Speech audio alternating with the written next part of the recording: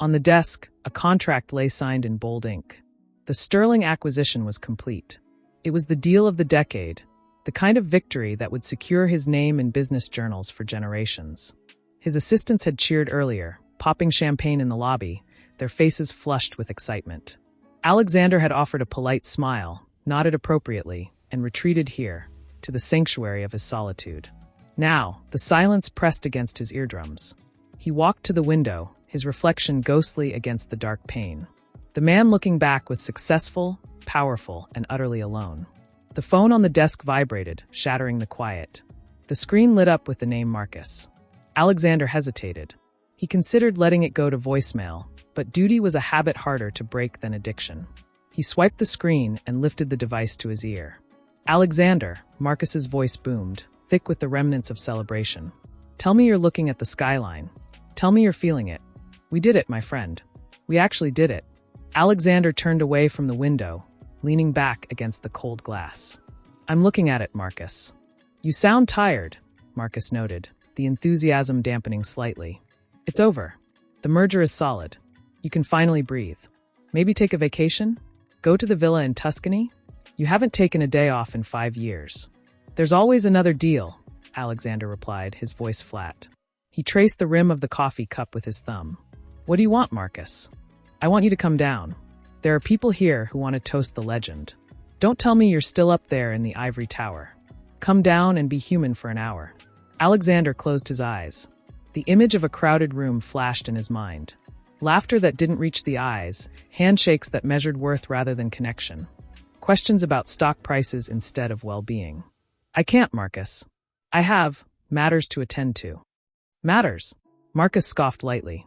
You don't have a family to go home to, Alex. You don't have a wife waiting with dinner. You have an empty penthouse and a bottle of whiskey that costs more than my car. Come celebrate with us. Don't let the success isolate you. The words struck a nerve, precise and painful. Alexander tightened his grip on the phone. I said no, Marcus. Good night. He ended the call before the reply could come. He placed the phone face down on the mahogany desk. The silence rushed back in, heavier than before. Marcus was right, of course. That was the sting of it. There was no one waiting. There was no dinner. There was only the quiet echo of his own footsteps when he walked through his home. He walked around the desk and sat in the leather chair, the material creaking under his weight. He opened the top drawer, not for documents, but for the small, framed photograph hidden behind a stack of quarterly reports. It was old, the edges slightly worn. It showed him and Elena, years ago, before the empire, before the endless meetings, before the divorce. They were smiling, sitting on a park bench, eating ice cream. He looked younger then, softer. She looked radiant. He ran his finger over the glass covering her face. I did it for us, he whispered to the empty room. I wanted to give you everything. But she hadn't wanted everything. She had wanted him, and he had given her the corporation instead. The memory of their final conversation surfaced, unbidden. Her eyes hadn't been angry, they had been resigned. That was worse. Anger implies passion. Resignation implies acceptance of a loss that cannot be recovered. She had left without a scene, without a demand for alimony, without a fight. She just vanished from his life, taking her secrets with her. He had assumed she moved on, found someone else, found happiness. He had told himself he was better off without the distraction. He placed the photo back in the drawer, pushing it deep into the corner. He couldn't look at it tonight. The guilt was a physical weight in his chest, constricting his breathing. He stood up abruptly, needing to move, needing to escape the confines of the office. He grabbed his coat, draping it over his shoulders. He didn't call the driver. He needed to drive himself. He needed to feel the wheel in his hands, to have control over something, even if it was just the direction of a car. He walked out of the office, the lights dimming automatically behind him as his motion sensors failed to detect movement. The corridor was long and shadowed. His footsteps echoed on the marble floor. He passed the security guard, who nodded respectfully. Good night, Mr. Sterling, the guard said. Good night, Alexander replied, not breaking stride. The elevator ride down was slow. He watched the floor numbers decrease. 50, 40, 30. Each number felt like a descent back to reality. When the doors opened to the lobby, the air was cooler. He pushed through the revolving doors and stepped out into the night. The city air was thick with exhaust and rain. He walked to his car, a sleek black sedan that blended into the shadows. He slid behind the wheel and started the engine. The purr of the motor was smooth, powerful. He sat there for a moment, hands at 10 and 2 on the steering wheel. He didn't put the car in gear. He just watched the rain streak across the windshield. Where should he go? Home. The penthouse offered nothing but space and silence. The gym? Physical exertion wouldn't tire his mind. He put the car in drive and pulled out into traffic. He didn't have a destination. He just drove. The city lights blurred past, streaks of red and white. He turned off the main highway, seeking the quieter streets. He found himself driving near the park, the same park where the photo had been taken so many years ago. It was a habit, he realized, a subconscious pilgrimage to a place where he remembered feeling whole. He slowed the car as he passed the entrance. The park was dark, lit only by sporadic street lamps. Families were gone. The playground was empty, but there were still people walking. Couples holding umbrellas, joggers with headphones, individuals walking dogs. He watched them through the window, feeling like an observer behind a barrier of glass again. He rolled down the window slightly. The sound of rain and distant traffic filled the cabin. He took a deep breath. The air smelled of wet pavement and earth. It was real. It was tangible. Unlike the numbers on a spreadsheet, this was life. He continued to drive slowly along the perimeter of the park. He wasn't looking for anything specific. He was just trying to outrun the feeling that he had made a mistake so large it couldn't be corrected. His phone buzzed again on the passenger seat. A message from his assistant reminding him of the morning briefing. He ignored it. He turned the volume up on the radio, but no song matched his mood. He turned it off. The silence of the car was preferable to forced cheerfulness. He approached a bend in the road near the south exit of the park. The streetlights here were flickering, casting long, dancing shadows. He slowed down further, his eyes scanning the sidewalk habitually. He wasn't expecting to see anyone he knew. Why would he? This was the opposite side of the city from where he lived, from where he worked. This was a place of memories, not current realities. But as he drove closer to the lamppost near the bench, something caught his eye. A figure standing under the light, holding an umbrella. The posture was familiar. The way the person held their shoulder, slightly hunched against the wind. Alexander frowned, his foot hovering over the brake. He told himself it was impossible. It was just a trick of the light, a similarity in shape. There were millions of people in this city. The odds were astronomical. Yet his heart hammered against his ribs, a sudden spike of adrenaline that had nothing to do with business. He slowed the car to a crawl. The figure turned slightly, adjusting the umbrella. The light caught the profile of a face he hadn't seen in 5 years. Time had changed her, softened the edges, but the essence was unmistakable. It was Elena. Alexander stopped the car completely, forgetting to pull over to the curb. He was in the middle of the lane. He didn't care. He stared, unable to blink, unable to breathe. She was looking down, smiling at something beside her. Beside her? He squinted through the rain-streaked glass. There were 2 small figures holding her hands. 2 children. They were jumping in a puddle, laughing. The world outside the car seemed to freeze. The rain suspended in midair. The noise of the city faded into a dull roar. Alexander's hands tightened on the steering wheel until his knuckles turned white. He knew those children were not there 5 years ago. They were too young. They were twins. And as one of them looked up toward the car, shielding their eyes from the headlights, Alexander saw the shape of his own eyes staring back at him. The engine idled roughly. He should drive away. He should protect himself. But he couldn't move. The solitude of the office, the cold coffee, the empty penthouse, it all crashed into this single moment of overwhelming possibility. The silence was Brock. His entire world had narrowed down to the circle of light cast by the flickering street lamp 10 yards away. Every step he took on the wet pavement felt monumental, as if gravity had increased tenfold, anchoring him to the earth while his mind raced ahead, spiraling into possibilities too terrifying to articulate. The sound of his own footsteps splashing in the puddles was deafening in the quiet night, a rhythmic countdown to a moment he had never prepared for. He stopped 5 feet away. The distance felt like a chasm. Elena stood under the amber glow, her hand tightening around the handle of a large black umbrella that shielded the 2 small figures beside her. She was looking down at them, her expression soft, maternal, a look he had once hoped to see directed at him every day. Now, that tenderness was reserved for children he had never met. The children were laughing, splashing water with their rain boots, innocent of the storm brewing in the air around them. One of them, a boy with dark hair plastered to his forehead, looked up first. He stopped laughing. His eyes widened, locking onto Alexander with a curiosity that felt like a physical blow. Alexander's breath hitched in his throat. The resemblance was not just a suspicion anymore. It was a fact written in the arch of the boy's eyebrows, the set of his jaw.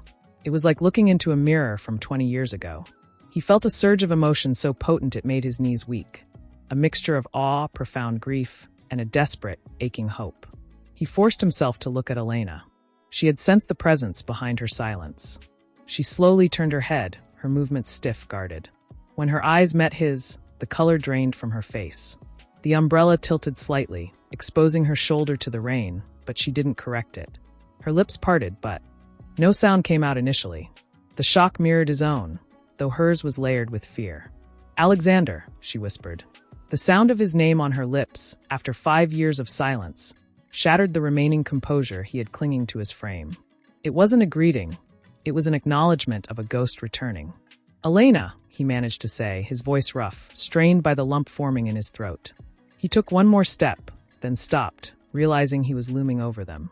He consciously softened his posture, lowering his hands to his sides to appear less threatening. I didn't know. I didn't know you were here." "We live nearby now," she replied, her voice steady despite the tremor in her hands gripping the umbrella shaft. She shifted slightly, instinctively moving her body to shield the children behind her leg.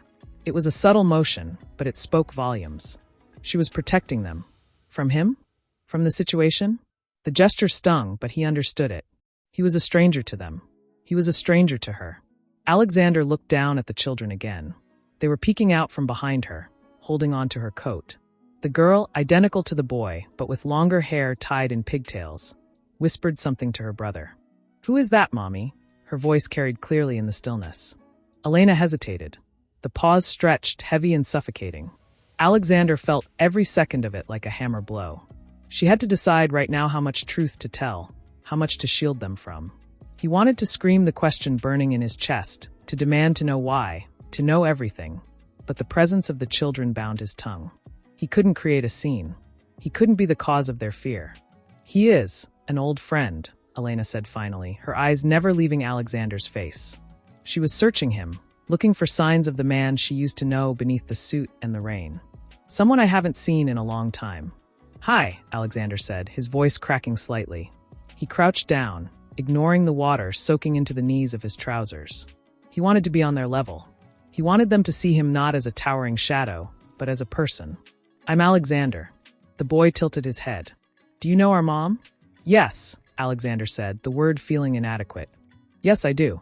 A long time ago." The girl stepped out slightly from behind Elena's leg. "You look like us," she stated simply, with the blunt honesty only children possess. The air left Alexander's lungs. There it was, the truth spoken without filter. He looked at Elena, his eyes pleading for confirmation, for a chance to understand. Elena closed her eyes for a brief second, a flash of pain crossing her features, before she opened them again, resolute. She knew there was no denying the biology standing in the rain between them. "Leomia," Elena said softly, placing a hand on each of their heads. "It's raining hard. Why don't you go wait by the car? I need to talk to Mr. Sterling for a moment." But the boy started. "Please," she insisted gently. "Stay under the umbrella. I'll be right there." The children hesitated, looking between their mother and the stranger crouching in the puddle. Eventually, obedience won. They huddled under the umbrella she handed them and walked a few yards away to where a modest sedan was parked. They stood by the rear window, watching them, their faces pressed against the glass. Alexander stood up slowly. His legs felt numb. Now that the children were slightly out of earshot, the tension between the adults spiked. The rain continued to fall, creating a curtain around them, isolating them in this private moment of reckoning. "How long?" Alexander asked. The question was quiet, but it carried the weight of years. "Elena, how long have they known?" "They've always known they have a father," Elena said, her voice tightening. "They just haven't known you. There is a difference, Alexander." "Why?" He took a step closer, unable to stop himself. "Why didn't you tell me? I would have. I would have been there.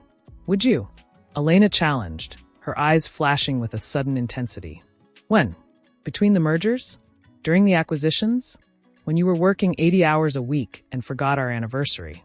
When you chose the office over us?" She shook her head, a sad smile touching her lips. I didn't keep them from you because I was cruel. I kept them from you because I didn't want them to be disappointed. I didn't want them to wait for a phone call that never came. I didn't want them to feel like an option you could schedule around. Her words hit him with the force of a physical blow. He flinched, looking away toward the dark park where the trees swayed in the wind. She was right. He couldn't argue. The man he was 5 years ago would not have been the father these children needed. He had been a ghost even when he was present. But the man standing here now, soaked in rain, feeling his heart break and rebuild in the same instant, was different. The success he had chased had turned to ash in his mouth the moment he saw their faces. I'm not that man anymore, he said, though he knew the words sounded hollow without proof. I know I can't change the past. I know I don't have the right to ask for anything. But I saw them, Elena. I saw their faces. I can't just walk away now. I can't pretend I didn't see them.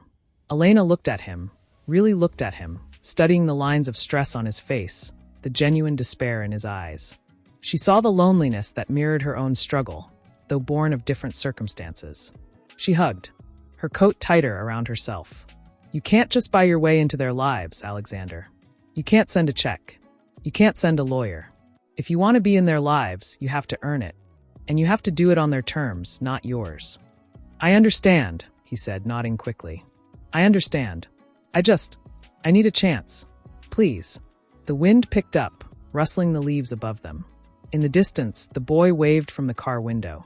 Elena turned to look at them, her expression softening instantly. When she turned back to Alexander, there was a shift in her demeanor. The wall hadn't come down, but a door had been cracked open. It's too cold for them, she said, glancing at the sky. And you're soaking wet. You'll catch pneumonia standing here. I don't care about that, Alexander said. I do, she replied firmly. They are waiting. I have to take them home. She paused, biting her lip, debating internally. There is a cafe around the corner. It's open late. If you want to talk, really talk. Not here in the rain. Alexander felt a surge of relief so strong it made him dizzy. Yes, I'd like that. Follow me, she said. She turned and walked toward the children, opening the car door for them. She didn't look back to see if he was following. She didn't have to. Alexander stood there for a moment, watching her load the children into the back seat. He touched his chest, feeling the frantic beating of his heart. He had walked into this night expecting nothing but solitude, expecting to drive back to an empty life. Instead, he was standing in a puddle, soaked to the bone, waiting to follow the woman he lost and the children he never knew. He walked back to his car, his movements slower now, deliberate. He got in and started the engine. He watched her taillights disappear around the corner before he put his car in gear. The suspense was agonizing. What would she say? What would he say? The questions piled up, but beneath the anxiety was a singular, undeniable truth. He was no longer alone. The empty space in his life had a name, revealing the blurred neon signs of the city before obscuring them again. His heart was still pounding, an erratic rhythm that refused to settle into a normal cadence. He gripped the steering wheel, his knuckles white, trying to process the last 10 minutes. They felt like a lifetime. He had gone from being the master of his universe to a man begging for a moment of time from the woman he had let slip away. He turned the corner and saw her car pulling into the small lot of a 24-hour cafe. It was a modest place, the kind with checkered floors and the smell of burnt coffee permanently ingrained in the walls. Not the kind of place Alexander Sterling usually frequented. He parked a few spaces away, killing the engine. He sat there for a moment, listening to the tick of the cooling metal, gathering his courage. He looked in the rearview mirror. His hair was plastered to his forehead, his suit ruined, his tie askew. He looked like a man who had lost everything, which, in a way, he realized he had. He stepped out into the rain again, running the short distance to the entrance. The bell above the door chimed as he pushed inside. The warmth hit him instantly, a stark contrast to the chill outside. The air smelled of roasted beans, cinnamon, and wet wool. He scanned the room. Elena was in a booth near the back, away from the prying eyes of the few other patrons. The children were there too. They had shed their wet jackets and were sitting on the bench seat, sharing a plate of cookies Elena must have ordered immediately upon entering. The overhead light cast a soft glow over the table, illuminating their faces with a clarity the street lamp had denied him.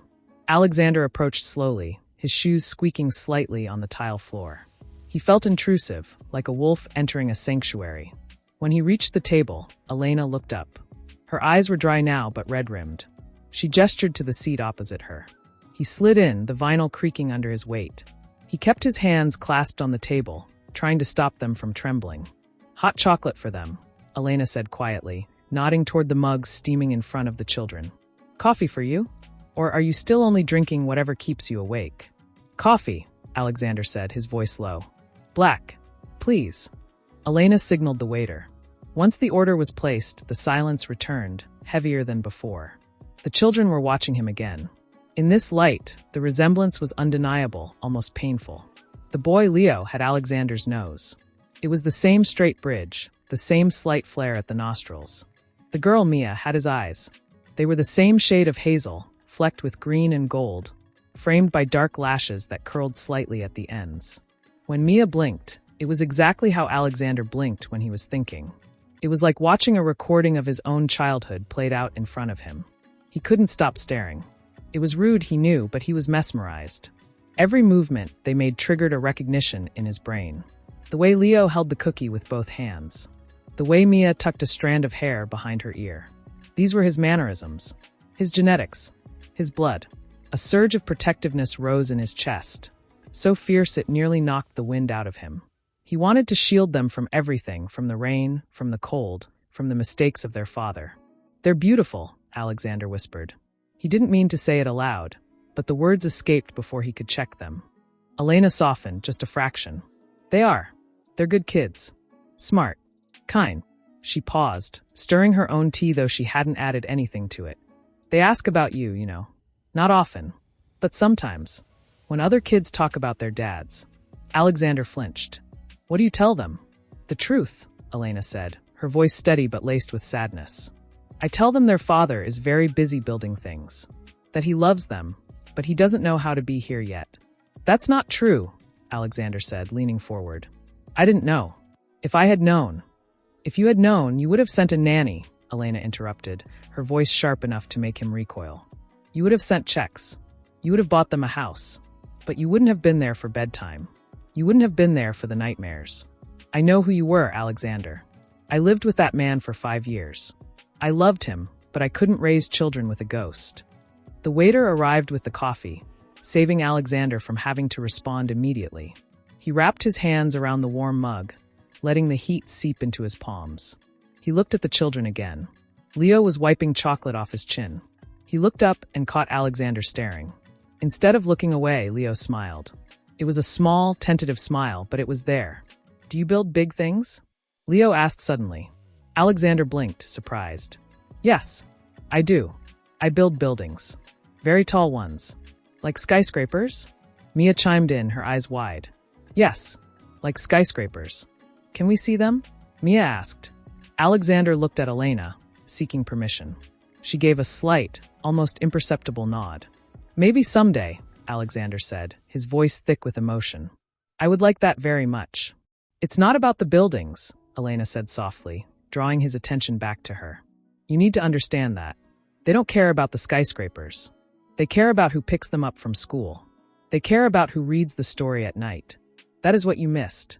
That is what you have to understand if you want to be in their lives now." Alexander looked down into his coffee. The black liquid reflected the overhead light, dark and sensui. "I understand," he said. "I know I can't buy back the time. I know I can't fix the last 5 years. But I want to try. I want to be the one who picks them up. I want to be the one who reads the story." "It's not going to be easy," Elena warned. "They have a routine. They have a life. You can't just sweep in and change everything. You have to fit into what we already have. You have to be consistent. If you say you'll be there, you have to be there. No meetings. No emergencies. No excuses."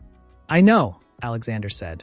He looked at her, really looked at her, seeing the fatigue in her face that hadn't been there in the old photos.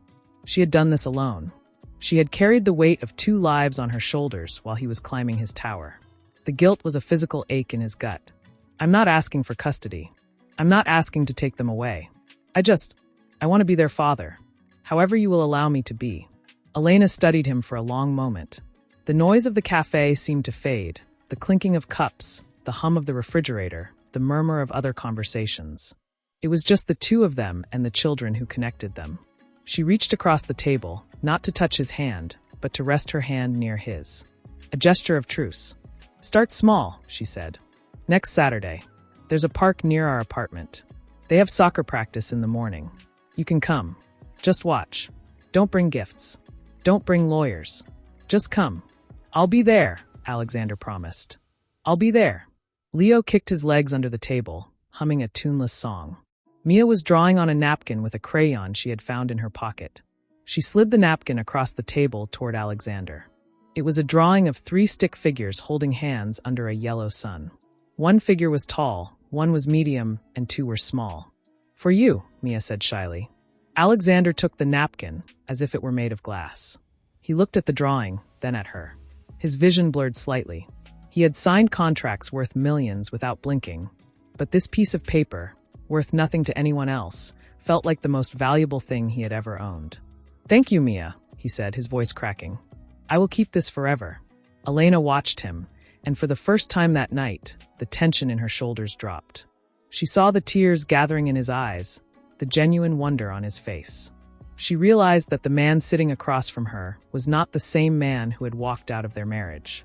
The empire was still there, but the armor was gone.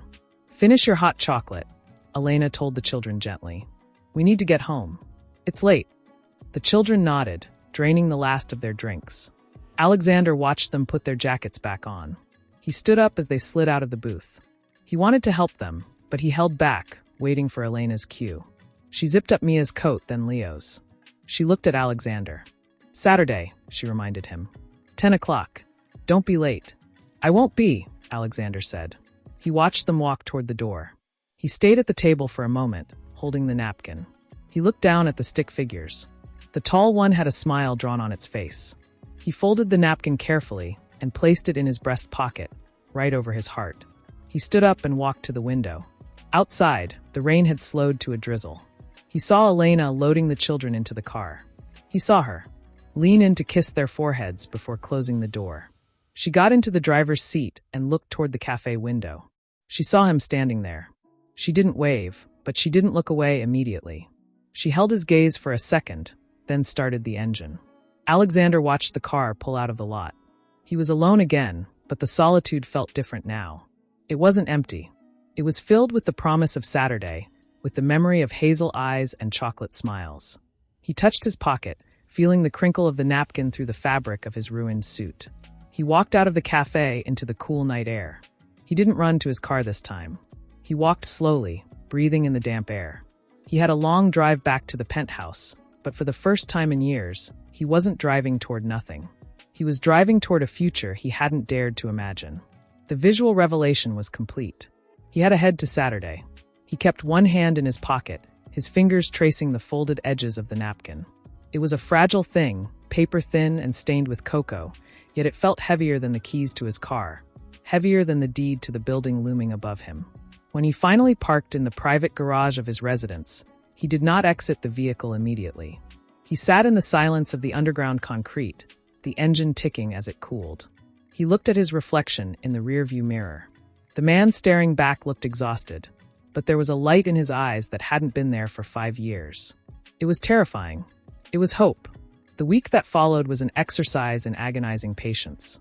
Alexander found himself checking his watch every 10 minutes, a habit he had never possessed during actual business negotiations. The office, once his sanctuary of control, now felt like a waiting room. When Marcus came in to discuss the quarterly projections, Alexander found himself staring out the window, thinking about soccer cleats and grass stains. "Alex, are you listening?" Marcus asked, waving a hand in front of his face. Alexander blinked, turning back to the desk. "Sorry. The numbers. They look good. Proceed." "You've been distracted all week," Marcus noted, leaning against the doorframe. "Is it the merger? Regret setting in?" "No," Alexander said, his voice firm. "It's personal." "Personal?" Marcus raised an eyebrow. "You don't have a personal life. That's the brand." "Maybe the brand needs an update," Alexander muttered, more to himself than to Marcus. He dismissed his partner with a wave, unable to explain that his entire world had shifted on its axis. He spent the evenings not working, but walking around the empty penthouse. He stood in the spare room, a space used for storage, and imagined it as a bedroom. He looked at the silence and wondered what it would sound like filled with laughter. He practiced sentences in the mirror. "Hello. How was school? Did you sleep well?" They felt clumsy on his tongue, foreign words from a language he had forgotten how to speak. Saturday morning arrived with a sky of bruised purple and gray, threatening more rain. Alexander woke before his alarm. He showered, shaved, and stood before his closet. He reached for a suit, then stopped. His hand hovered over the expensive fabric. No, Elena had been clear. No armor. He chose dark jeans and a simple navy sweater. It felt vulnerable, exposing his arms, his ordinary shape.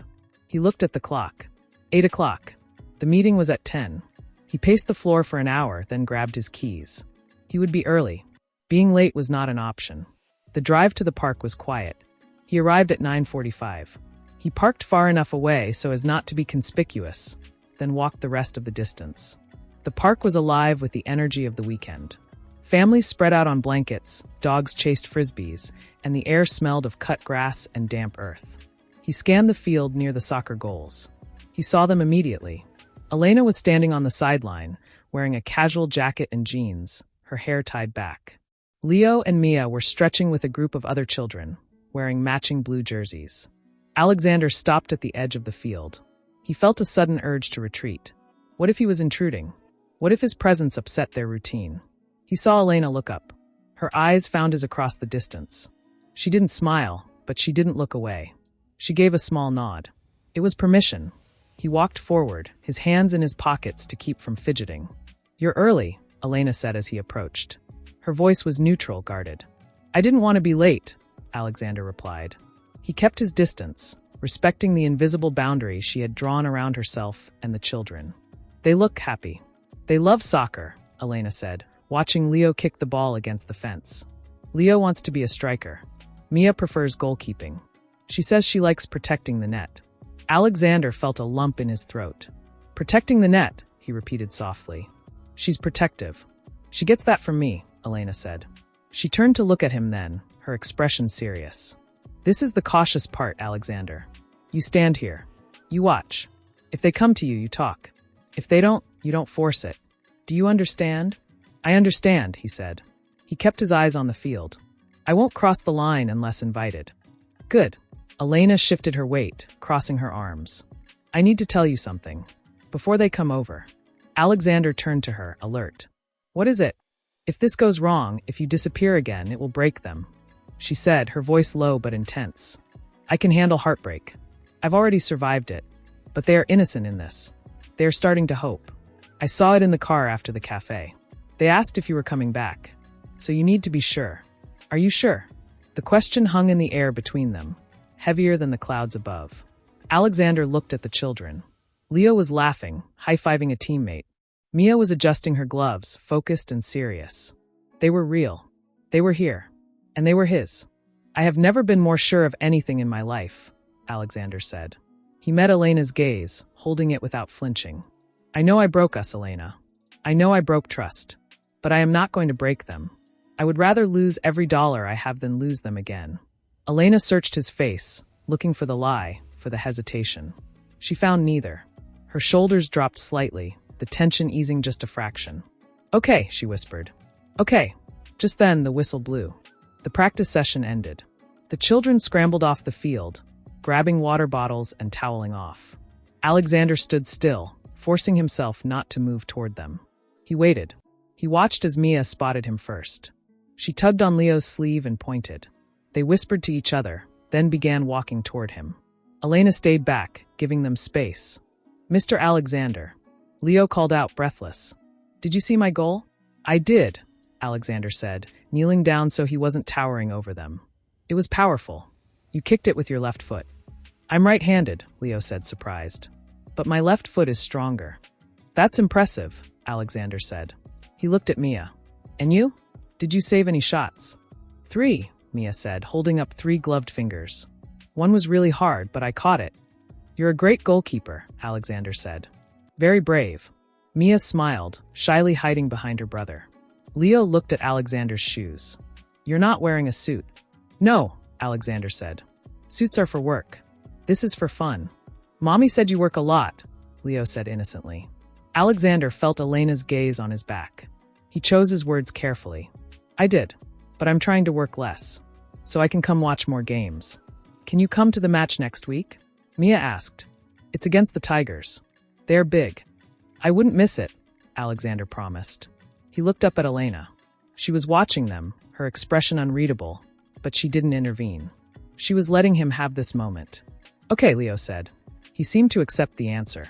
We have to go get snacks now. Go ahead, Alexander said. He stayed kneeling on the grass as they ran back to Elena. He watched them gather their things. He stood up slowly, his knees stiff. He walked over to where Elena was packing the bag. They invited you to the next game, Elena said, not looking at him. I heard, Alexander replied. I'll be there. Don't promise unless you mean it, she warned, zipping the bag shut. I mean it, he said. He hesitated, then added, Thank you, Elena, for letting me stand here. She finally looked at him. There was a weariness in her eyes, but also a flicker of something else. Trust, perhaps, or the possibility of it. You stood where you were told. That's a start. She lifted the bag onto her shoulder. We're going to get lunch. You can join us, if you want, but no talking about business. No talking about the past. Just lunch. Alexander felt a surge of relief, so strong it nearly buckled his knees. I'd like that, he said. Come on then, she said, turning toward the path. Don't walk too close. Let them lead. Alexander fell into step behind them. He watched the backs of the children's heads, the way they walked close to their mother. He was an appendage to their unit, an outsider being granted temporary access. But it was access. The rain began to fall again, light drops that dotted the pavement. He didn't mind. He walked with them, cautious and quiet, knowing that every step was a negotiation, stopped, leaving the pavement slick and reflecting the gray sky. The diner they entered was a local staple, the kind of place where the coffee was always hot and the booths were worn soft by years of patrons. The bell above the door jingled, announcing their arrival. The smell of frying onions and bacon wrapped around them, warm and comforting. Elena led them to a booth in the back corner. It was a strategic choice, he realized. Private enough for conversation, but public enough to ensure behavior remained civil. The children slid into the seat first, bouncing slightly on the vinyl. Alexander waited until Elena slid in opposite them before he took the seat next to her, leaving a respectful gap between their arms. The menu was laminated and stained, but Alexander didn't look at it. He couldn't focus on food. His stomach was a knot of tension. He placed his hands on the table, interlacing his fingers to keep them still. The waiter came over, a tired-looking man with a notepad. The children ordered with enthusiasm. Pancakes for Leo, grilled cheese for Mia. Elena ordered a salad. Alexander ordered black coffee. When the waiter left, the silence returned, but it was different now. It wasn't the shock of the park or the caution of the field. It was the heavy silence of things that needed to be said. The children were occupied with the crayons and paper placemats the waiter had provided, drawing quietly. This was their bubble of innocence. Elena stirred her water, the ice clinking against the glass. She didn't look at him. She looked at the children. You need to understand, she began, her voice low, barely audible over the hum of the kitchen. It wasn't a game. It wasn't revenge. Alexander swallowed hard. I never thought it was revenge, Elena. I thought you just moved on. I thought I wasn't important enough to mention. You weren't absent because you weren't important, she said, finally turning her eyes to him. They were dry, but filled with a deep reservoir of sadness. You were absent because you were everywhere else. When I found out I was pregnant, I called your office. 3 times. Your assistant told me you were in Tokyo. Then London. Then in a merger meeting that couldn't be interrupted. Alexander flinched. He remembered those days. The expansion phase. The sleepless nights. He had told himself it was for the future. For security. I was building something for us, he defended weakly, though the words tasted like ash. You were building something for you, Elena corrected gently. And I realized that if I told you, you would try to fix it with money. You would send a doctor, send a nurse, send a check. But you wouldn't send yourself. I couldn't bring children into a world where their father was a voice on a phone. I couldn't let them wait for you the way I did. The confirmation hung in the air. It wasn't just about the biology, it was about the choice. She had chosen to protect them from his absence, rather than subject them to it. It was a mercy, he realized. A cruel mercy, but a mercy nonetheless. He looked down at his hands. They were shaking slightly. "I would have come," he whispered. "If I had known." "Would you?" Elena asked. It wasn't accusatory anymore. It was genuinely curious. "When? During the acquisition? During the lawsuit? When you missed our anniversary because of a board vote? Alexander, I loved you. But I loved them more. And I knew who you were. I knew what you prioritized." Alexander closed his eyes. The truth of it burned. He couldn't argue because she was right. The man he was 5 years ago would have tried to buy their affection. He would have been a phantom presence, promising visits and canceling them. Elena had saved them from that disappointment. She had saved them from knowing the feeling of being second best to a corporation. He opened his eyes and looked at the children. Leo was drawing a car. Mia was coloring the sun yellow. They were happy. They were stable. And he had almost ruined that by walking into their lives with his expectations. "I hate that you had to make that choice," Alexander said, his voice rough. "I hate that I wasn't enough." "You were enough for me once," Elena said softly. "But enough changes. People change. Or they don't." She paused, taking a sip of water. "I'm not telling you this to hurt you. I'm telling you so you know what you're up against. You aren't fighting for custody. You aren't fighting for rights. You are fighting for trust. And trust takes time. It takes consistency." The waiter arrived with the food, breaking the intensity of the moment. The children looked up, eyes bright. "Look, Mom," Leo said, pointing to his pancakes. "They're huge. They look delicious," Elena said, her voice shifting instantly into mother mode, warm and encouraging. She cut Mia's sandwich into smaller pieces. Alexander watched her. He saw the patience in her movements. He saw the love that had sustained them without him. He felt a profound sense of loss, not for what he had lost, but for what he had missed. He missed the first steps. He missed the first words. He missed the nights they were sick. He missed everything. He picked up his coffee cup, but didn't drink. "I want to be consistent," he said, looking at Elena. "I don't know how yet. I don't know how to balance all of it. But I want to learn." "Then start small," Elena said, picking up her fork. "Don't promise them a trip to Disney. Promise them you'll be at the gate on Tuesday. And then be there. Even if it rains. Even if you have a meeting. Especially if you have a meeting." Alexander nodded. "Tuesday. I'll be there." Mia looked up from her sandwich, cheese on her chin. "Are you coming to my school?" "Maybe," Alexander said, smiling gently. "If your mom says it's okay." "She says dads come to school," Leo added. "For the fair." "I would like to come to the fair," Alexander said. He looked at Elena, seeking approval. She gave a small nod. It was a tiny victory, but it felt monumental. The rest of the meal passed in a lighter atmosphere. The heavy truth had been laid out, acknowledged, and accepted. There was no anger left, only the sober reality of the situation. When the check came, Alexander reached for it instinctively. Elena placed her hand on his wrist. Her touch was cool, firm. "No," she said. "We split it. Like friends." Alexander hesitated, then pulled his hand back. "Okay, like friends." They divided the bill. It was a symbolic gesture, he knew. She was maintaining her independence. She was reminding him that he didn't own this moment. He paid his share in cash, leaving a generous tip.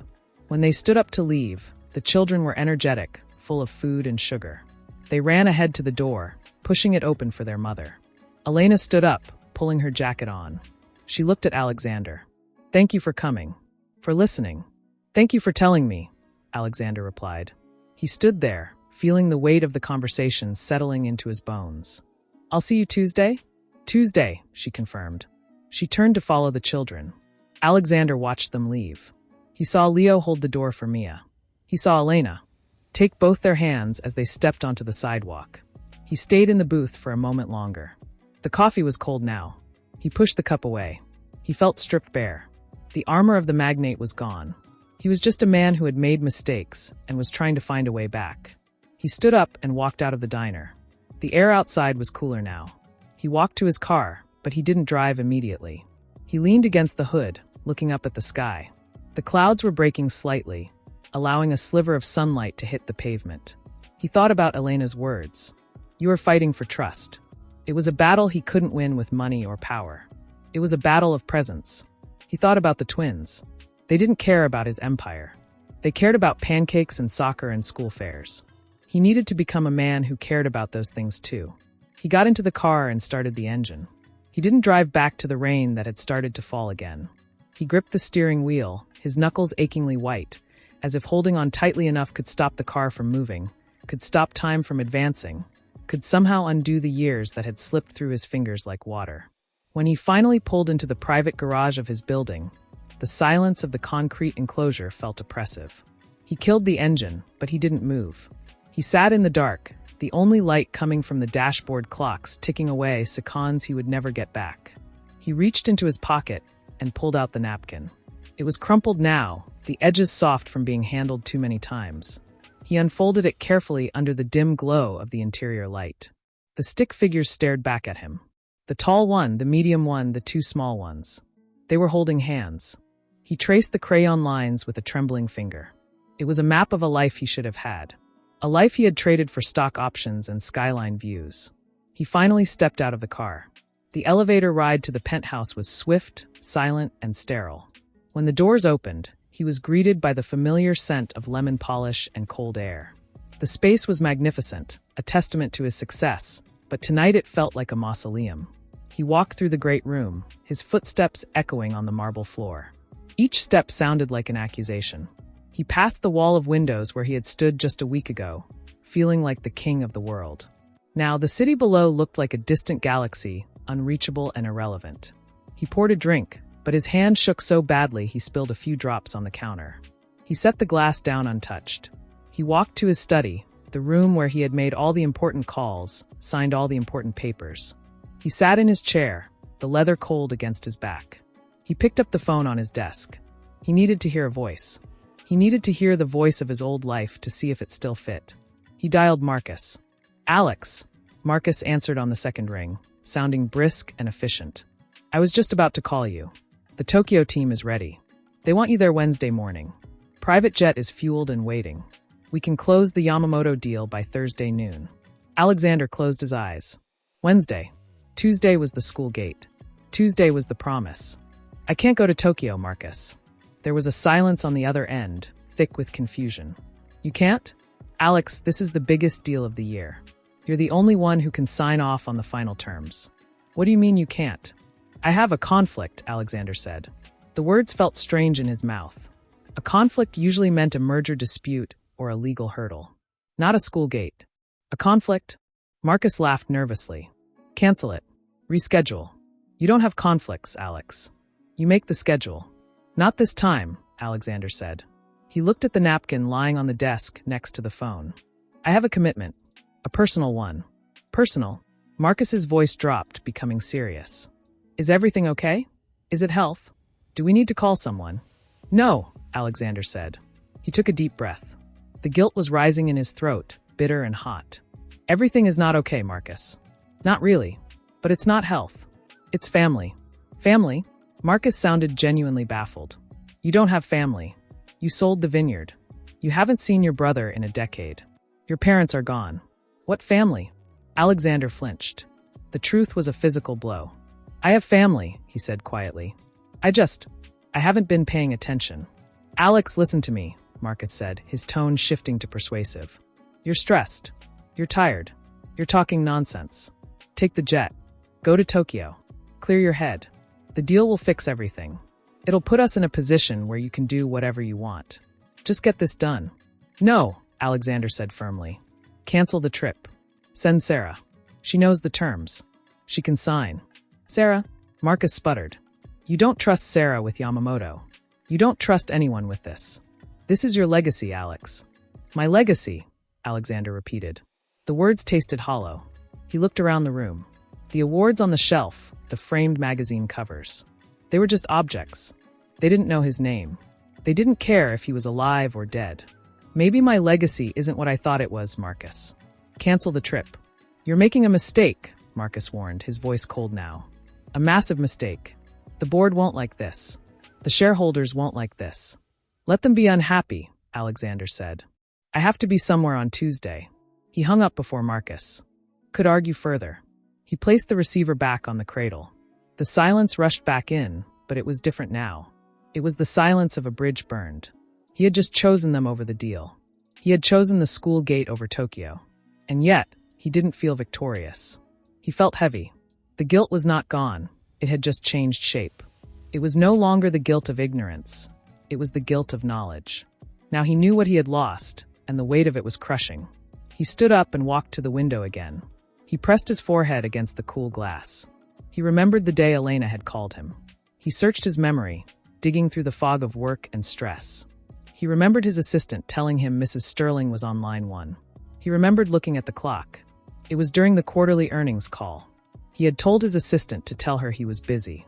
He had told himself he would call her back. But he hadn't. He had gone to dinner with investors instead. He had come home late, she had been asleep, and he had gone to the office before she woke up. Had she been trying to tell him then? Had she been trying to tell him about the twins?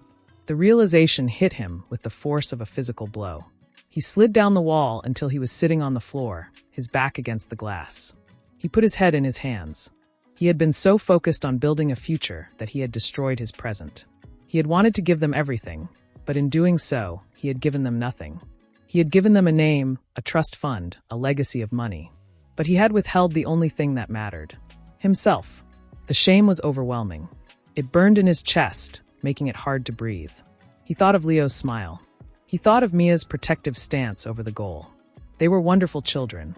They were kind and bright and full of life. And they had grown up without him. Because of him, he had robbed them of a father. He had robbed Elena of a partner. He had robbed himself of a family. He stayed on the floor for a long time. The city lights shifted outside as night deepened into dawn. He didn't move. He let the guilt wash over him. He didn't try to push it away. He knew now that this pain was necessary. It was the price of admission. If he wanted to be in their lives, he had to carry this weight. He had to remember every missed call, every canceled dinner, every empty chair at the table. He had to let it hurt so he would never do it again. Eventually, the sun began to rise, painting the sky in shades of orange and pink. Alexander stood up. His legs were stiff, his back ached, but his mind was clear. He walked to his desk and opened his planner. It was filled with meetings, calls, lunches, dinners. A grid of obligations that defined his existence. He took a pen and began to cross them out. Monday morning meeting. Crossed out. Tuesday lunch with the investors. Crossed out. Wednesday conference. Crossed out. He cleared the page for Tuesday. He wrote in bold letters, school gate. 3 p.m. He underlined it twice. He looked at the empty space around it. It looked vulnerable. It looked like hope. He picked up the napkin from the desk and placed it inside the planner, right against the Tuesday slot. A reminder of why he was clearing the space. He walked to the kitchen and finally drank the water he had poured hours ago. It was warm and flat, but it quenched his thirst. He looked at his reflection in the microwave door. He looked tired. He looked older. But he looked present. The hollow ache in his chest was still there, a constant reminder of the time lost. But it was no longer paralyzing. It was fuel. He picked up his phone again. He dialed a different number. His assistant, Sarah. "Mr. Sterling?" she answered, sounding surprised. "It's Saturday evening. Is there an emergency?" "No emergency, Sarah," Alexander said. "I need you to reschedule my entire week. Everything non-essential is canceled. Everything essential is delegated to you or Marcus." "Sir," she hesitated. "Is everything all right? You sound different." "I'm fine," Alexander said. "Better than I have been in a long time. Just do it, Sarah. Please." "Of course, sir," she said. "I'll get on it first thing Monday." "Thank you," he said. He paused. "And Sarah, thank you for covering for me. I know I haven't been easy to work for." "There's no need for apologies, Mr. Sterling," she said softly. "We're just glad to hear you sound human." Alexander hung up. He walked back to the window. The sun was fully up now, illuminating the city in sharp detail. He could see the park where he had seen them. He could see the direction of the school. He placed his hand on the glass. The guilt was still there, a heavy stone in his pocket, but he was no longer drowning under it. He was carrying it, and he would carry it all the way to Tuesday. He would carry it to the school gate. He would carry it until the day came when he could look Leo and Mia in the eye and know, without a shadow of a doubt, that he was no longer the man who left. He was the man who stayed. The sun warmed his back, and for the first time in years, Alexander Sterling took a breath that filled his space, filled with the drawings of children and the scent of lavender detergent, a stark contrast to the sterile luxury Alexander inhabited. But as she lay there, listening to the silence, her heart was racing. Today was the day. The promise hung in the air, heavy and fragile. She had told him to come. She had given him a chance. And that terrified her more than anything. She slipped out of bed and walked to the window, peering through the blinds at the street below. It was empty. No black sedans. No signs of the life she had hidden from. She turned away, wrapping her robe tighter around herself. For 5 years, she had been the shield. She had been the mother, the father, the protector, the provider. She had built a wall around Leo and Mia, not to keep Alexander out of spite, but to keep disappointment out. She knew the capacity of his ambition. She knew how easily people became secondary to his goals. She had loved him enough to let him go so he could be great, but she loved her children too much to let them be collateral damage in his pursuit of greatness. A soft creak came from the hallway. The children were awake. Elena took a deep breath, composing her face into a mask of calm. She could not let them see her anxiety. They were already hopeful. She could not be the one to crush it if things went wrong. She walked into their room. Leo and Mia were already sitting up, their eyes bright with anticipation. "Is today the day?" Leo asked, rubbing sleep from his eyes. Elena sat on the edge of the bed, smoothing his hair. "Yes, baby. Today is the day." "Will he be there?" Mia asked, her voice small. "At the gate. He said he would be," Elena replied, keeping her tone steady. "But remember, sometimes grown-ups have emergencies. If he's not there, it's not your fault." "Okay, but he promised," Leo insisted, swinging his legs out of bed. "Mommy, you said promises matter." "They do," Elena said, feeling a pang in her chest. "They matter very much. Let's hope he knows that." Breakfast was a flurry of activity. Toast, juice, packing backpacks. Elena moved through the routine mechanically, but her mind was elsewhere. She watched them laugh over spilled milk, so innocent, so unaware of the complex history swirling around them. They saw a father coming to school. She saw a magnate testing the waters of a life he had abandoned. She wanted to believe he had changed. She wanted to believe the rain-soaked man in the cafe was the real one and the workaholic was the mask. But hope was a dangerous thing. It opened doors to pain she had worked hard to lock away. She drove them to school, her hands tight on the steering wheel. The car was filled with their chatter about the school fair, about what they would show him, about what games they would play. Elena listened, nodding, smiling, but her eyes kept flicking to the clock. 2:45 p.m. The gate opened at 3 p.m. They arrived early. She parked down the street, needing a moment to compose herself before walking up to the entrance. "Mommy, look," Mia pointed out the window. Elena followed her gaze. The black sedan was already there. It was parked prominently near the school gate, unmistakable among the minivans and older cars. Alexander was standing outside of it, leaning against the hood. He wasn't on the phone. He wasn't checking a watch. He was just standing there, watching the school building. He wore casual clothes again, no suit, no armor. He looked waiting. Elena felt a lump form in her throat. He had come. He had actually come. She turned off the engine and looked at the children. "Ready?" "Yes," they chorused. They got out of the car and walked toward the gate. As they approached, Alexander turned. His eyes met Elena's first. There was a question in them, a silent query. "Am I allowed?" Elena gave a slight nod. He pushed off the car and walked toward them. He didn't rush. He didn't try to sweep them up immediately. He respected the space. "Hi," he said, his voice soft. He looked at the children. "You look ready for school. We have show and tell," Leo said, holding up a small toy car. "I'm going to tell them my dad builds skyscrapers."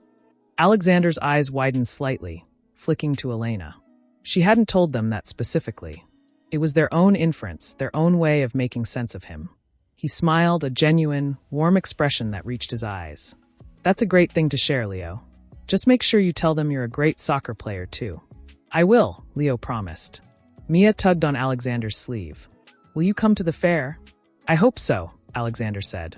He looked at Elena again. "If it's okay with your mom." Elena stepped forward. The children were called by a teacher to line up. They hugged Elena, then hesitated before hugging Alexander.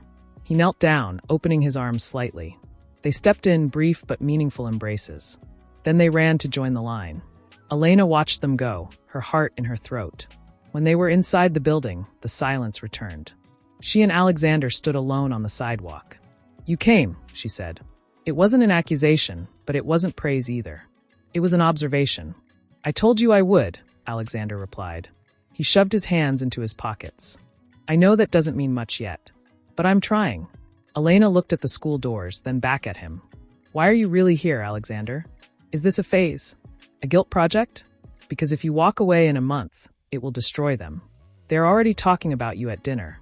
They're already sleeping with the drawing you gave them under their pillows. Alexander flinched. The image of them sleeping with his crude stick figure drawing hit him hard. I know, he said quietly. I know the risk. I know I don't deserve a second chance. But I'm not doing this for me, Elena. I'm doing it for them. I missed 5 years. I can't get that back. But I can be here for the next 5. And the 5 after that. It's not about time, Elena said, her voice trembling slightly. It's about presence. When we were married, you were physically there sometimes, but you weren't there. Your mind was always elsewhere. I can't let them experience that. I protected them from that. Do you understand? I didn't hide them to punish you. I hid them because I couldn't bear to watch them wait for you the way I did. The confession hung between them, raw and honest. Alexander nodded slowly. I understand now. I was blind. I thought providing was enough. I didn't see that I was starving you all. You were, Elena said. And I was too tired to fight you for it. So I left. And I kept them safe. You did a good job, Alexander said, his voice thick with emotion. They are incredible, Elena. They are kind and smart, and they are so much better than I deserve. They are who they are because of us, Elena corrected. Even the parts of you they have. They have your drive, Alexander. Leo wants to be the best striker. Mia wants to protect the goal. That's you. But they also have my heart. And that's what keeps them grounded. Alexander looked at the ground, kicking at a small stone. I don't want to disrupt that. I don't want to come in and upset the balance you've created. Then don't try to be the hero, Elena advised. Just be the dad. Be consistent. Be boring. Show up when nothing exciting is happening. That's what matters. I can do boring, Alexander said, a small smile touching his lips. I think I've had enough excitement for a lifetime. Elena studied him. She saw the lines of fatigue around his eyes, but also a clarity that hadn't been there before. The arrogance was gone. The impatience was gone. He looked humble. It was a good look on him. Okay, she said softly. Okay, you can come to the fair. But no grand gestures. No buying the school a new playground. Just walk around. Look at the projects. Eat the stale cookies. I love stale cookies, Alexander said. Elena laughed, a genuine sound that surprised them both. It broke the tension. All right, I have to go to work. You should go do whatever it is you do. I'm going to the office, Alexander said. But I'll leave at 5. Every day. Unless I tell you otherwise. Tell me, Elena emphasized. Communication, Alexander. That's key. I will, he promised.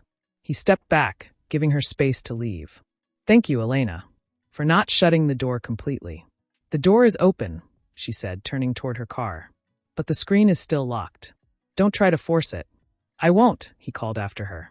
She got into her car and watched him in the rearview mirror as she drove away. He stayed standing there until her car was out of sight. She let out a breath she felt like she had been holding for 5 years. The protection hadn't failed. He had passed the first test.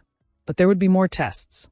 There would be days when work called, days when he was tired, days when the old habits tried to creep back in.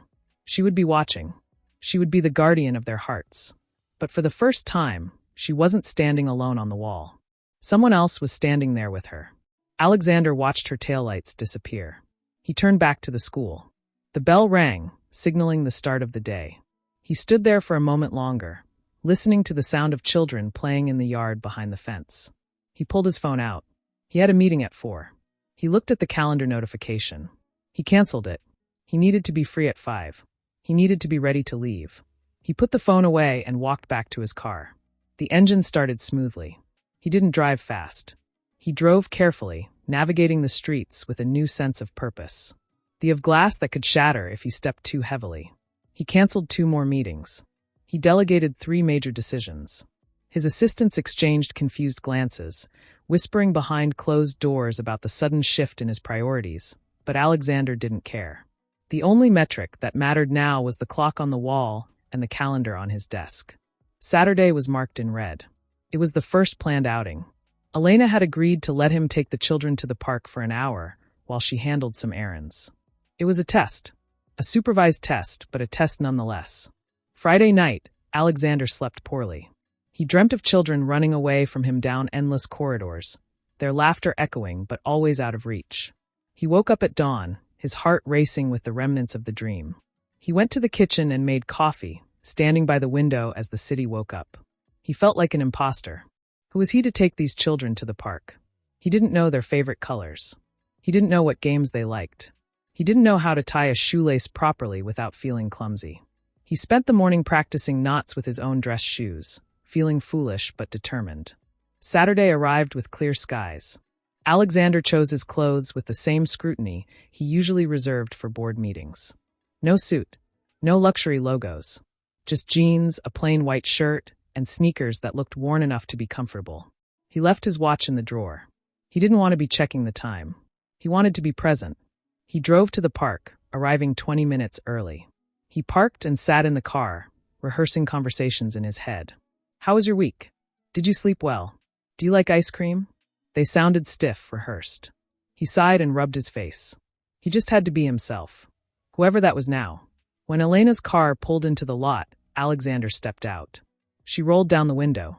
The children were in the back, pressing their faces against the glass. They waved when they saw him. The gesture was small, but it sent a surge of warmth through his chest.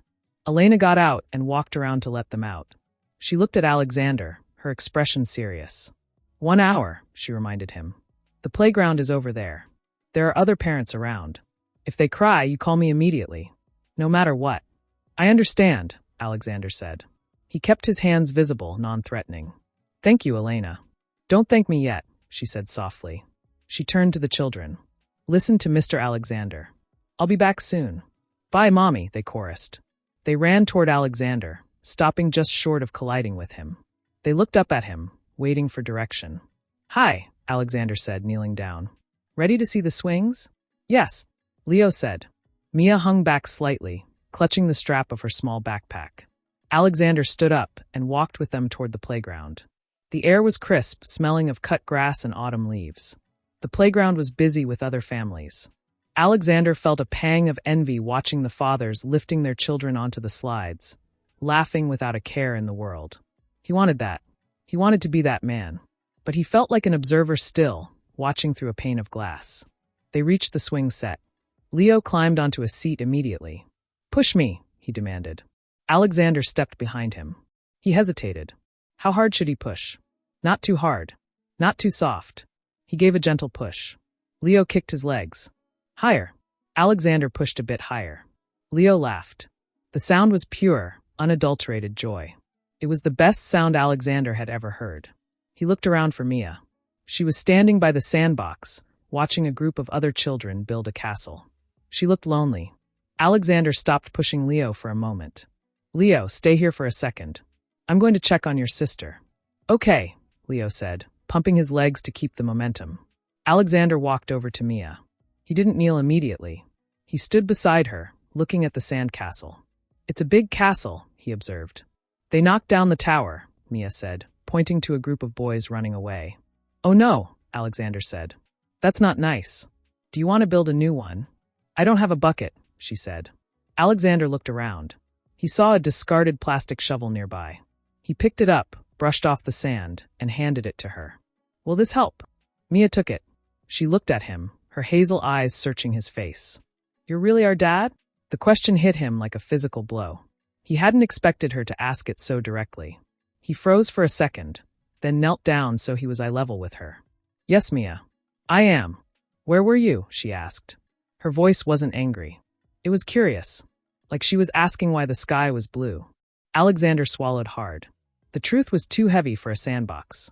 He couldn't give her the full weight of his failures. I was working. I was building things far away.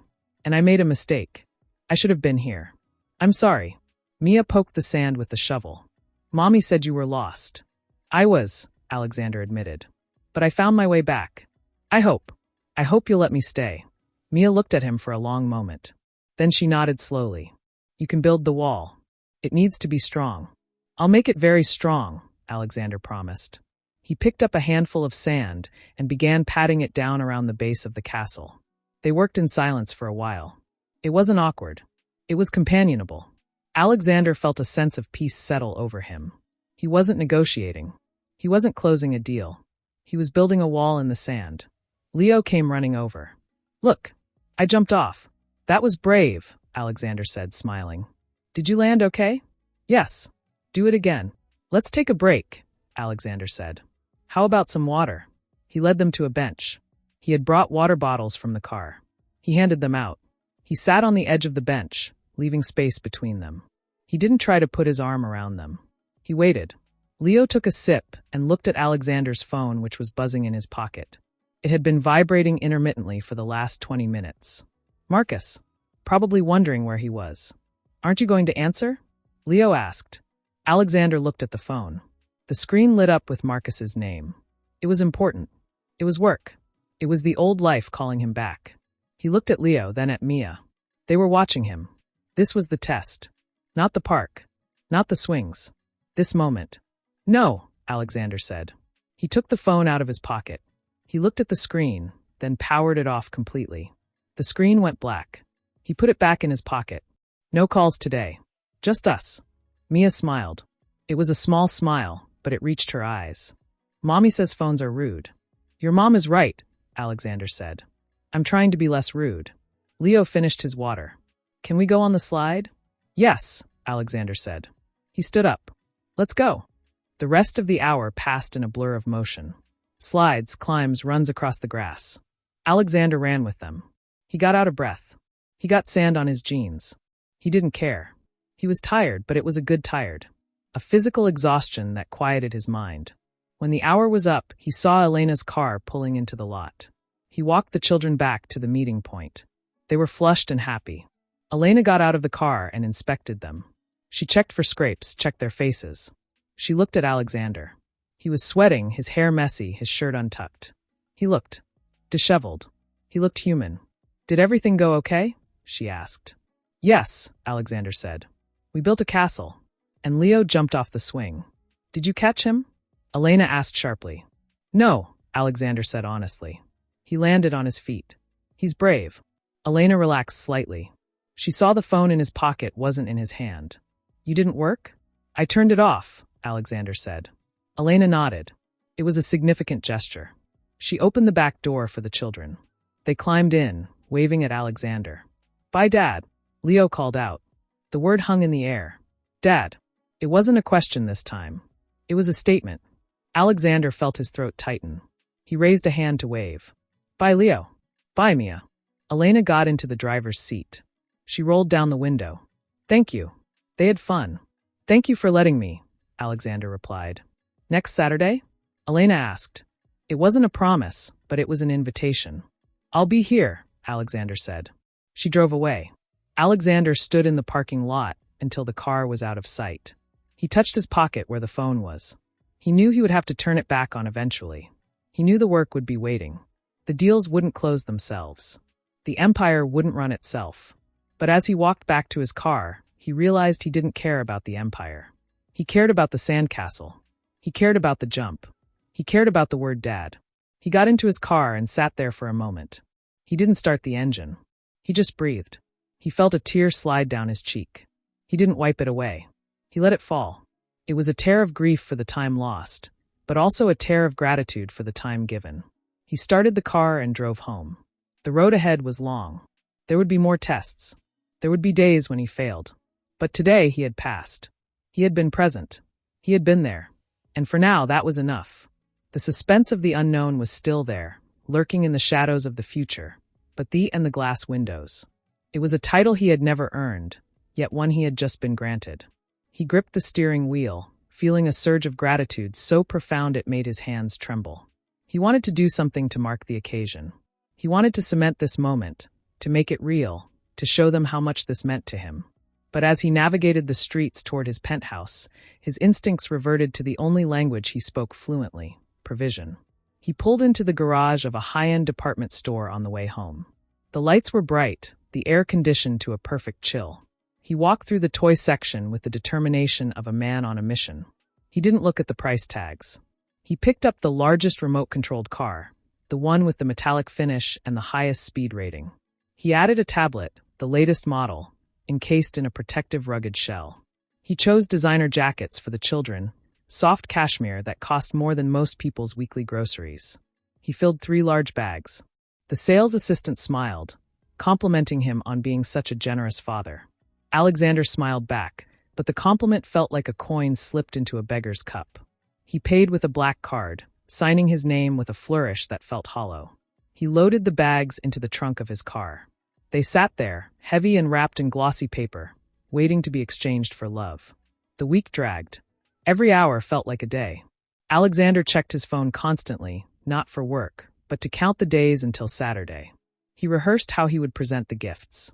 He imagined their faces lighting up, the joy of possession mirroring the joy of his presence. He told himself it was just a treat, a celebration. But deep down, he knew it was a peace offering. A way to say I'm sorry without using words that might fail him. Saturday morning arrived. Alexander drove to Elena's apartment complex. It was a modest building, brick-worn by time, surrounded by small gardens where residents grew tomatoes and marigolds. It was nothing like his world of steel and glass. He parked and took the bags from the trunk. They were heavy, cumbersome. He carried them to the door and knocked. Elena opened the door. She looked tired but smiled when she saw him. Then she saw the bags. Her smile faltered slightly, a microscopic shift that Alexander missed in his anticipation. "Alexander," she said, stepping back to let him in. "You didn't have to bring anything." "I wanted to," Alexander said, brushing off his coat. "For the park. For everything." Leo and Mia came running from the living room. They stopped when they saw the bags. Their eyes widened. Alexander felt a surge of pride. He set the bags on the coffee table and began to unwrap them. He peeled back the glossy paper with care, revealing the boxes beneath. The remote-controlled car gleamed under the lamp light. The tablet screen was dark and promising. The jackets were folded neatly. "Wow," Leo said, touching the car. "Is this for me?" "Yes," Alexander said, kneeling beside him. "It goes very fast. Look, it has all-terrain wheels." Leo picked it up. He turned it over in his hands. He looked at Alexander, then at the car. "It's cool," he said. But he didn't smile the way he had at the park. He set the car down on the table and picked up a worn, scuffed soccer ball from the corner of the room. "Do you want to kick the ball?" Alexander blinked. You don't want to try the car?" "We can try it later," Leo said, already bouncing the ball on his knee. "But the battery might be dead. And we can't play inside." Mia was looking at the tablet. She opened the box and ran her finger over the screen. "It's shiny," she said. She looked up at Alexander. "Can we draw on it?" "Anything you want," Alexander said, feeling a strange tightness in his chest. "You can download games, watch movies." "I like drawing on paper," Mia said. She reached into her backpack and pulled out a crumpled notebook and a box of broken crayons. "Look, I drew us again." She showed him the drawing. It was the same stick figures as before, but now there were 4 of them. The tall one was holding hands with the medium one. Alexander looked from the expensive tablet to the crumpled notebook. The tablet cost more than the building they were sitting in. The notebook cost nothing. Yet, Mia held the notebook like it was treasure. Alexander sat back on his heels. The excitement he had felt in the store began to drain away, replaced by a cold realization. He had bought the wrong thing. He had tried to buy their affection with objects, forgetting that they didn't need objects. They had clothes. They had toys. They needed him. The gifts sat on the table, shiny and silent, like monuments to his misunderstanding. Elena watched him from the kitchen counter, where she was preparing lunch. She hadn't said anything, but her eyes were soft with pity. She walked over and placed a hand on his shoulder. "Alexander," she said quietly, "take a breath." "I thought." Alexander started, his voice thick. "I thought they would like them." "They do like them," Elena said. "But they like you more. And you can't give them you in a box." Alexander looked at Leo, who was now trying to balance the soccer ball on his foot, laughing when it dropped. He looked at Mia, who was coloring vigorously on the paper, ignoring the tablet completely. He felt foolish. He felt exposed. The barrier he had tried to build with generosity had only highlighted the distance between them. He had tried to speak a language they didn't need. "I'm sorry," Alexander whispered. He reached out and gently pushed the tablet box aside. "I didn't mean to. I just wanted to give you something." Leo stopped balancing the ball. He looked at Alexander. "You gave us yourself," he said simply. "You came." The simplicity of the statement shattered Alexander. He looked at Elena, his eyes stinging. She nodded slowly. He's right, she said. That's the currency here, Alexander. Time. Presence. Not things. Alexander stood up slowly. He looked at the bags. I should take these back, he said. No, Elena said. Keep them. They will use them. But don't think they replace anything. Don't think this makes up for missed birthdays. It doesn't. I know, Alexander said. He walked over to Leo and sat on the floor. He ignored the expensive car. He held out his hands for the soccer ball. Show me how you do that trick, he said. Leo grinned. Okay, you have to use the inside of your foot. For the next hour, Alexander didn't talk about the gifts. He didn't talk about work. He sat on the worn carpet of a modest living room and tried to balance a scuffed ball on his foot. He failed repeatedly. The children laughed. It was a rich, full sound that filled the room. Elena watched from the kitchen, chopping vegetables. The smell of onions and garlic filled the air. It was ordinary. It was mundane. It was perfect. When it was time to leave, the gifts were pushed to the corner of the room, half unwrapped. Alexander stood by the door. He felt lighter than he had when he arrived. The weight of the material expectation was gone. He had learned a hard lesson, but he had learned it. Thank you, Alexander said to Elena, for letting me see. You're seeing, she replied. That's the first step. Next week, Alexander said. No gifts. Just me. Just you, Elena confirmed. That's all we want. He walked out to the car. The trunk was empty now. He felt empty too, but in a good way. Like a vessel ready to be filled with something real. He drove away, knowing that the path ahead wasn't paved with gold. It was paved with time. And for the first time, he was willing to spend it wisely. The suspense of whether he disappeared around a corner. He kept his hands on the wheel at 10 and 2, a habit from his driving lessons decades ago. But today it felt like a vow. He had promised no gifts. Just him. It was a terrifying proposition for a man who had always defined his worth by what he could provide.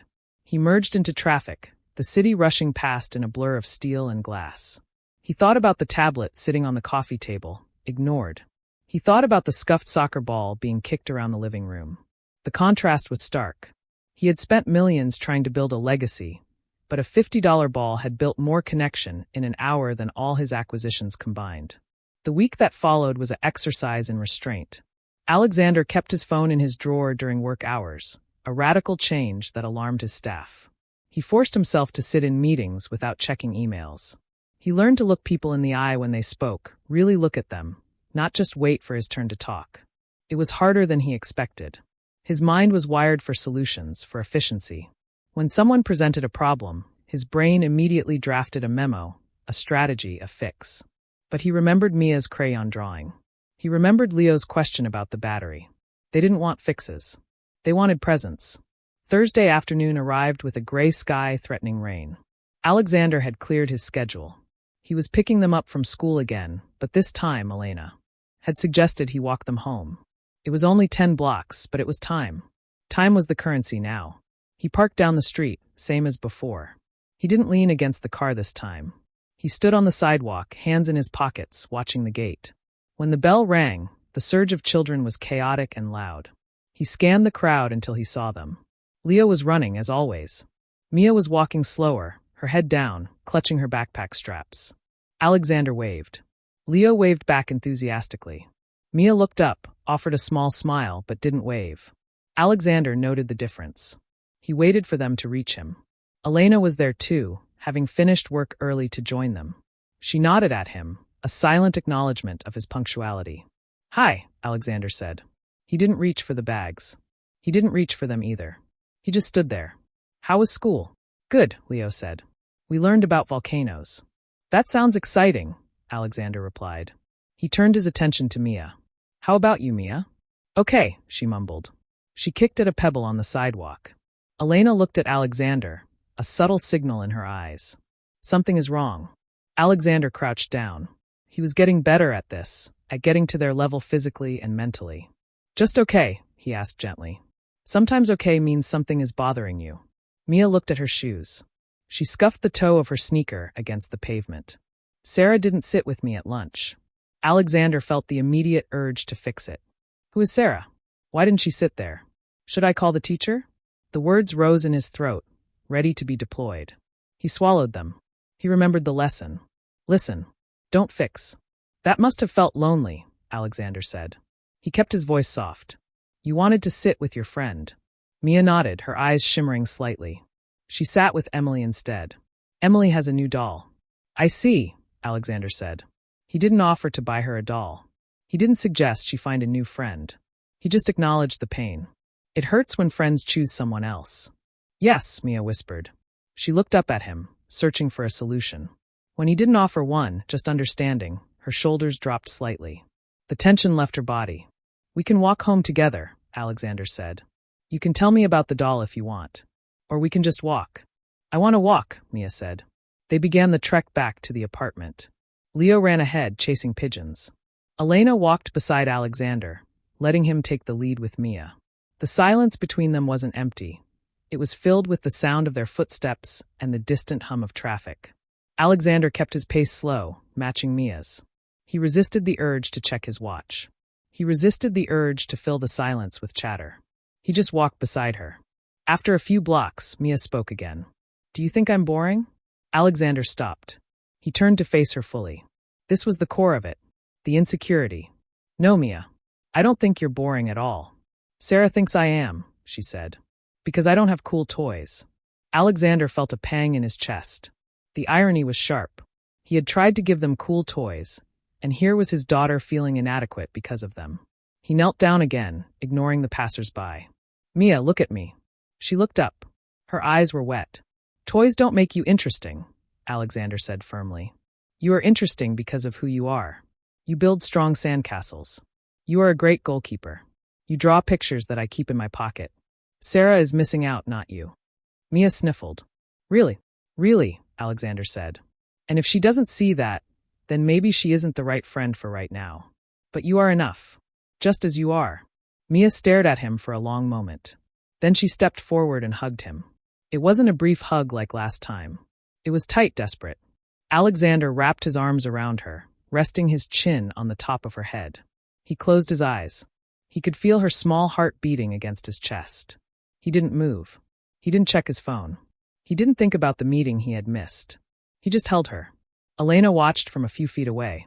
She had her hand over her mouth. She turned away slightly, wiping her eye. She had waited 5 years for this moment. Not the gifts. Not the money. This. The validation.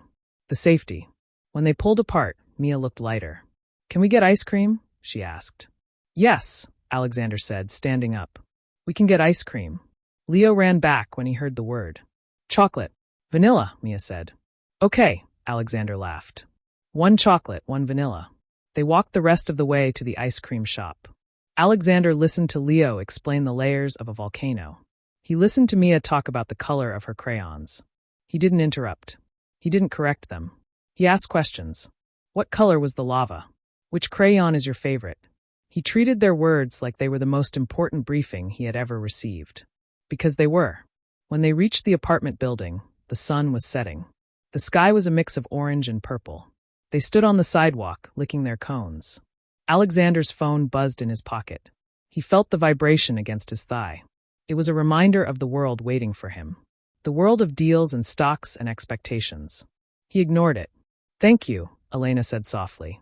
She was standing close to him now. For listening. I'm learning, Alexander admitted. It's harder than it looks. It's the most important thing, Elena said. They need to know their voices matter. They do, Alexander said. He looked at Mia. Your voice matters, Mia. Always. Mia smiled, a real smile this time. You can come to dinner, she said. We're having pasta. I'd love to, Alexander said. He looked at Elena. If that's okay. It's okay, Elena said. They went upstairs. The apartment was warm, filled with the smell of tomato sauce and garlic. Alexander sat at the small wooden table. It was cramped compared to his dining room, but it felt fuller. He ate the pasta. It was simple, overcooked slightly, but it was the best meal he had ever had. He listened to them talk about their day, about the teacher, about the dog they saw on the way home. He didn't offer advice. He didn't try to steer the conversation. He just let it flow. When it was time to leave, the night had fully fallen. Alexander stood at the door. He felt a sense of completion he hadn't felt in years. He hadn't solved Mia's problem with Sarah. She would still have to face that tomorrow. But he had given her something better than a solution. He had given her confidence. He had given her the knowledge that she was heard. "I'll see you Saturday," Alexander said.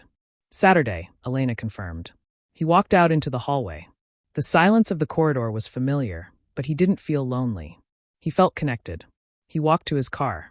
He sat in the driver's seat and finally took out his phone. There were 12 missed calls. 3 voicemails. He looked at them.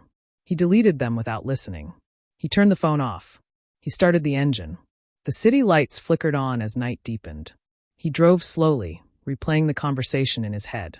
"You are enough." He had said it to her, but he realized he was saying it to himself too. He didn't need to be the magnate to be worthy. He didn't need to be the provider to be loved. He just needed to be there. He needed to listen. The road ahead was still uncertain. There would be more challenges. There would be days when the old habits crept back in. There would be moments of doubt from Elena, moments of resistance from the children. But tonight, the barrier of silence had been broken. He had crossed the bridge from stranger to father, not with money, but with attention. He drove through the night, the engine humming softly. He wasn't rushing anymore. He was arriving. And for the first time in his life, that felt significant in the moment, but now loomed like a debt come due. He turned it on as soon as he entered the building. The device vibrated violently in his hand, a continuous stream of notifications cascading down the screen. Emails, voicemails, text messages, all marked urgent, all demanding his attention. He placed the phone face down on the desk. He had promised Leo. Tuesday night. The school project. A diorama of a volcano. It sounded trivial compared to the mergers and acquisitions that usually filled his calendar. It was cardboard and paint. But it was a promise. He opened his planner. Tuesday was blocked out in bold ink. Leo's project. He ran his finger over the words. They felt fragile against the weight of the business week ahead. The door to his office opened without a knock. Marcus stood there, his face flushed, a tablet clutched in his hand like a weapon. He looked exhausted, his tie loosened, hair disheveled. He was a man who lived for the deal, and he looked like he was watching one slip away. "Where were you?" Marcus asked, his voice tight. He didn't wait for an invitation. He walked into the room and placed the tablet on the desk. "Sunday. Monday morning. I've been trying to reach you for 18 hours. The London team is panicking. The Yamamoto deal is faltering. They need you there. Today." Alexander looked at the tablet. The screen showed stock charts dipping red. Headlines about the merger uncertainty. "I told you, Marcus. I'm not going to London." "This isn't a trip to the spa, Alexander," Marcus snapped, his patience fraying. "This is the culmination of 3 years of work. If you aren't there to sign the final papers in person, they walk. They want face-to-face. They want the CEO. They want you." "Send Sarah," Alexander said, keeping his voice level. He picked up his pen and twirled it between his fingers. "She knows the terms. She has the authority. They don't want Sarah." Marcus slammed his hand on the desk. The sound echoed in the large room. "They want you, because you're the one who built this. You're the brand. If you don't show up, it signals instability. It signals you're distracted. And you are distracted. Everyone knows it. The staff is whispering. The board is asking questions. What is going on with you?" Alexander stood up. He walked to the window, looking out at the gray skyline. He remembered the warmth of the apartment last night. The smell of tomato sauce. The sound of Mia laughing. "I'm not distracted, Marcus. I'm focused. Just on different things." "Different things." Marcus laughed, a harsh, brittle sound. "You sound like you're having a midlife crisis. Go buy a sports car. Go sail around the world. But don't burn the company down to do it. You have a responsibility. To the shareholders. To the employees. To me. I have a responsibility to my children," Alexander said. He turned around. The words hung in the air, heavy and absolute. Marcus froze. He stared at Alexander, his mouth slightly open. The anger drained from his face, replaced by confusion. "Your children," he repeated slowly. "You don't have children. You and Elena divorced years ago. There were no kids." "There are kids," Alexander said. He walked back to the desk and picked up the napkin from his pocket. He placed it on top of the tablet. The crayon drawing of the stick figures looked absurd against the sleek technology. "Twins. I found out last week. They are 5 years old. And I promised my son I would help him with a school project on Tuesday. So I cannot be in London on Tuesday." Marcus looked at the drawing. He looked at Alexander. He shook his head, as if trying to clear a fog. "Twins," he whispered. "You have twins. And you're telling me this now? Alexander, this is huge. But you can't prioritize a school project over a billion-dollar merger. It's insanity. Take the jet. Go to London. Sign the deal. Come back. Buy them a gift. Tell them you had to work. They'll understand. No, Alexander said. They won't understand. Not again. I've spent 5 years being the father who worked. I'm not doing it anymore. You're making a mistake, Marcus warned, his voice dropping to a dangerous low. If this deal falls through, the stock drops. If the stock drops, the board gets nervous. If the board gets nervous, they look for new leadership. Is that what you want? To lose everything you built? The threat landed squarely. Alexander felt the old fear stir in his gut. The fear of failure. The fear of irrelevance. This company was his life's work. It was the empire he had built to prove his worth. To walk away from the climax of that build felt like self-sabotage. He looked at the tablet again. The red lines. The numbers. They were seductive. They offered clarity. Success was measurable. Love was not. If I go to London, Alexander said slowly, I break a promise. If I break a promise, I lose them. I lose their trust. And I can't buy that back. You can buy a lot of things, Marcus argued. You can buy them a future. Security. Education. This deal secures their trust fund for generations. Isn't that what fathers do? Provide. Providing isn't just money, Alexander said. He felt a surge of clarity cutting through the fog of anxiety. I used to think that too. I thought if I gave them enough, they wouldn't miss me. But they don't want the trust fund, Marcus. They want me. And if I have to choose between being rich and being their father, I choose them. Marcus stared at him. He looked like he was seeing a stranger. He picked up the tablet, his hands shaking slightly. You're throwing it away, he said quietly. For cardboard and paint. For them, Alexander corrected. Marcus shook his head. He turned toward the door. I'll tell Sarah to prep the documents. But don't come crying to me when the board calls a vote of no confidence. You're on your own, Alexander. I know, Alexander said. Marcus left the room, closing the door softly behind him. The click of the latch sounded like a gavel striking wood. Alexander was alone. The silence rushed back in, but it was charged with tension. He walked back to the window. His reflection looked back at him. He looked tired. He knew the rumors would start. The stock might dip. His partners might turn against him. He was risking the empire. The suspense of the consequence hovered over him like a storm cloud. He could feel the ground shifting beneath his feet. The safety net of his career was being cut, strand by strand. He sat back down at his desk. He picked up the phone. He called Sarah.